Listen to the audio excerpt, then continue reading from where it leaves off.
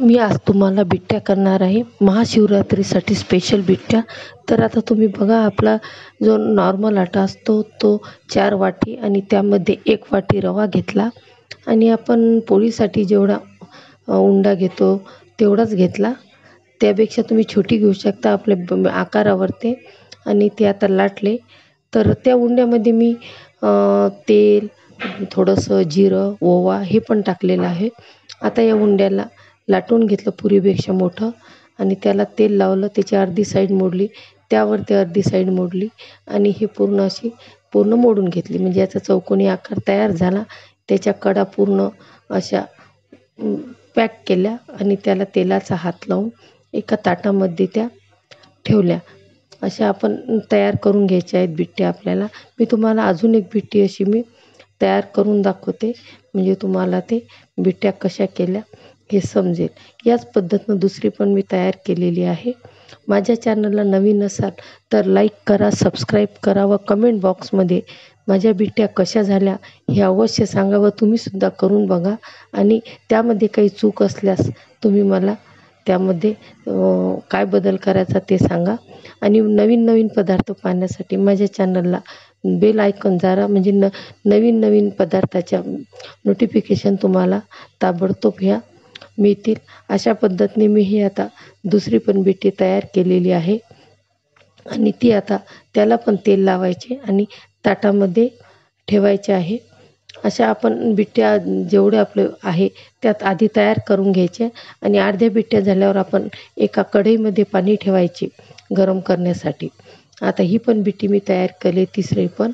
आणि मी चौथी बिट्टी थोडी तुम्हाला अशी वेगळ्या पद्धतीने करून दाखवते, म्हणजे पुढं निघण्यासाठी आपल्याला हे आवश्यक आहे। असे दोन्ही प्रकाराने तुम्ही त्या करू शकता। आता हे पहा, मी एक अशी थोडीशी फक्त याला मी थोडीशी अशी लांब लाटली, अशी गोल न लाटता, म्हणजे मग आपल्याला जो आकार हे द्यायचा आहे पुढं निघण्यासाठी ते मग व्यवस्थित आपल्याला ते देता येते। आता याला पण मी तेल लावले आणि परत तेल लावून तशीच अर्धी बाजू मुडपून घेतली, त्यावरती पण अर्धी बाजू मुडपून घेतली आणि याची परत अर्धी बाजू मी अर्ध्यापर्यंतच मुडपवली आणि दुसरी परत त्याला अर्ध्यावरती मुडपवली। असा थोडासा लंबट आकार याचा तयार झाला आहे आयताकृती। अशा पद्धतीने पण आपण करू शकतो, म्हणजे तुम्हाला ते बिट्ट्या म्हणजे याला पुढं जास्त येतात तर तुम्ही अशी सुद्धा करू शकता आणि चौकोनी सुद्धा करू शकता। यालाही तेल लावले आणि त्या ताटामध्ये आपण ठेवून दिल्या आणि त्यानंतर जे कढईमध्ये पाणी ठेवले होते आपण ते असे गरम होऊ द्यायचे चांगले। म्हणजे आपल्या अर्ध्या बिट्ट्या झालेल्या आहेत त्याच्यामुळे मी पाणी ठेवले आणि हे पाणी छान असे उकळते झाले की त्यामध्ये चाळणी ठेवून ते वाफाले की चाळणीमध्ये ह्या बिट्ट्या अशा सगळ्या ठेवायच्या एकाला अशा लावून। याला तेल लावायचे का बरं, त्या खाली चिटकणार नाही, त्या चाळणीला पण तेलाचा हात लावायचा, म्हणजे आपल्या अशा बिट्ट्या ह्या म्हणजे चिटकत पण नाही। आणि अशा आपण मग वरून पण काही एकावर एक ठेवू शकतो अशा, आणि त्यावरती ताट झाकण ठेवायचं, पॅक करायचं आणि त्याला चांगलं 10-15 मिनटं हे उकळी वाफवून घ्यायचं। ह्या बिट्ट्या आपल्या तयार झालेल्या, हे पाय बिट्ट्या पूर्ण चिटकल्या नाही, काही नाही। ह्या बिट्ट्या आपल्या सगळ्या तयार झालेल्या आहेत, उलटवून घेतल्या। हे एका ताटामध्ये काढून घ्यायच्या आपल्याला सगळ्या आणि त्याला आपण त्याचे भाजून घ्यायच्या। त्या बिट्ट्या वाफवून झालेल्या। आता आपण पॅनमध्ये तेल